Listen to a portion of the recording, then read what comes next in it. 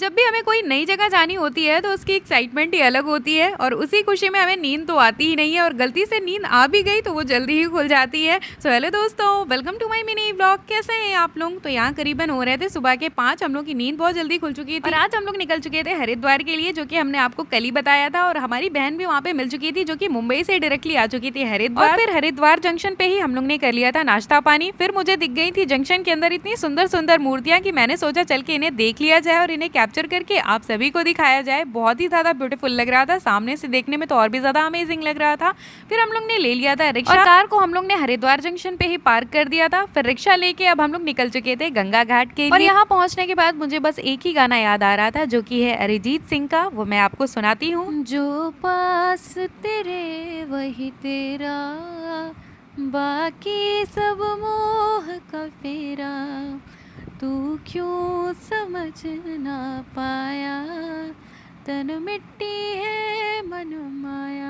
और फिर बहुत ही अच्छे से हम लोग का गंगा स्नान हो चुका था। उसके बाद अब हम लोग निकल चुके थे ऋषिकेश के लिए, जहां हम लोग ने होटल बुक किया था। वहां पे अब हमें करना था चेक इन और उसके रास्ते में हमें मिल गया था बहुत ही सुंदर सा जंगल, जो कि थोड़ा थोड़ा घर की याद दिला रहा था। और कुछ ही देर बाद हम लोग आ चुके थे होटल पे और यहाँ पे पहुंचने के बाद लग रहा था खाना वाना खा के सीधे सामान फेंक के हम लोग लेट जाए बिस्तर पे, क्योंकि बहुत ही ज्यादा थकान हो चुकी थी। सुबह से हम लोग निकले हुए थे और ये देखिए हमारा सुंदर सा कितना ब्यूटीफुल सा होटल का रूम था, जहाँ पे देखते ही बेड को बस नींद आ रही थी। लेकिन हम लोग को शाम को जाना था गंगा आरती देखने के लिए, जो कि अब तो हम लोग बिल्कुल मिस नहीं कर सकते। हरिद्वार में रह के अगर गंगा आरती नहीं देखी तो फिर क्या ही देखा। इसलिए हम लोग ने सारी थकान भुला दी और नींद को त्याग दिया और आ गए हम लोग यहाँ पे गंगा घाट के किनारे, जहाँ पे होने वाली थी गंगा आरती। और फिर हम लोग ने कराए थे फोटो शूट, क्योंकि वो भी बहुत ही ज्यादा जरूरी है। आजकल सोशल मीडिया पे फोटो नहीं डाला तो लोगों को पता ही नहीं चलता है कि हम लोग कहाँ घूमने गए थे, कैसा था क्या नहीं था।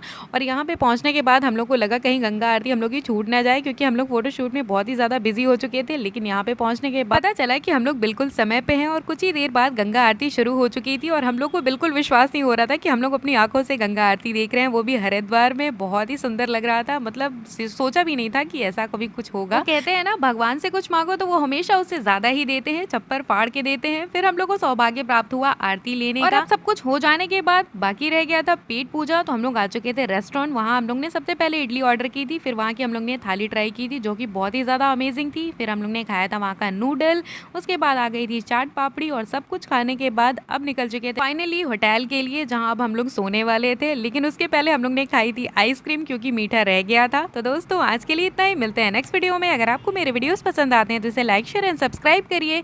बाय।